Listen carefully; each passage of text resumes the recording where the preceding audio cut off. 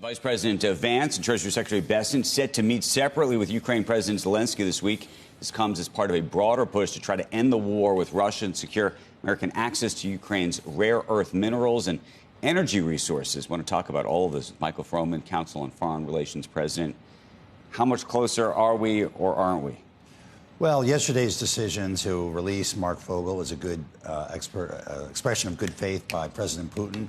This is an important week. We've got Secretary Hegseth is in Europe, meeting with the Europeans about Ukrainian security. And, of course, Vance will be seeing Zelensky later this week. I think the real question remains, what's going to be the security arrangement for Ukraine? The Ukrainians have been willing to give up the 20% of their territory. They've known that for some time. But they're still looking for something like NATO membership. And if the administration is not willing to support that, what kind of security guarantees can they offer to give the Ukrainians some sense that the Russians aren't going to just come back in as soon as the Americans turn their attention elsewhere? So what do you think is on the table? What's even possible?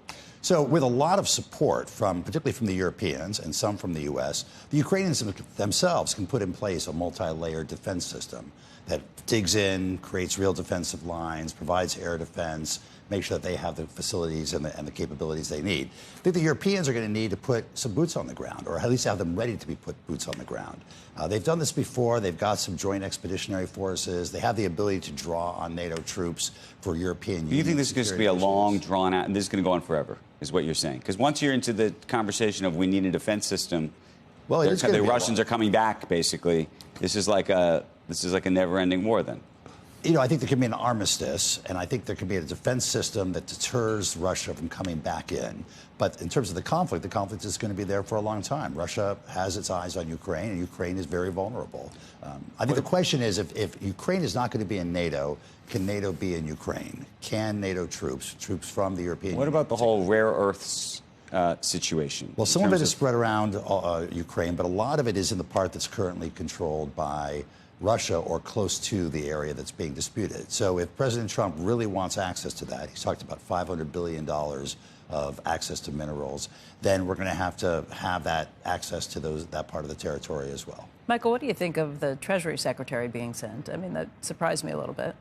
You know, on issues like the rare earths and oil and energy, he is the lead economic advisor. It's indicative that this is a big part of the negotiation. That's right, and I think leading the international economic piece makes sense for him. Yeah. Why hold a guy for 4 years for medical marijuana? I mean, that's just like in Biden. That just what was that? Look, it's Brittany Griner. Russia has a practice of got unlawful detentions. You know, we've had other Americans held. To mess with the United States. Well, you know, what they say is this American went to their soil and violated their law.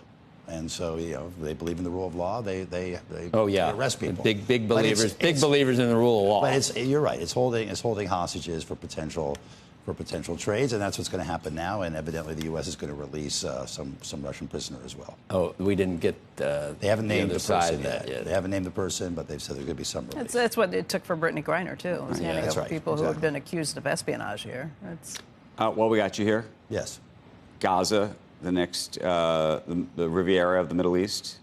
Yeah. What do you think? Well, look, I don't think it's a feasible plan, and the King of Jordan and Saudi Arabia and others have expressed that to the administration.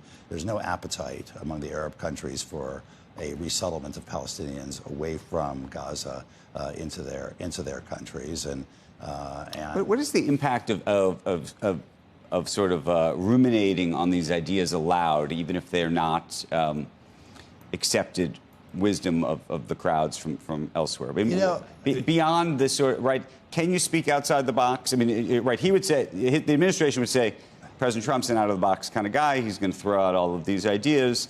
And then there's another wing of the world, I think a lot of liberal Democrats who think this is dangerous to even say these ideas aloud because it sort of undermines the credibility of the United States as it relates what's to it really undermine in terms well, then that's my question. Of the possibilities for Gaza?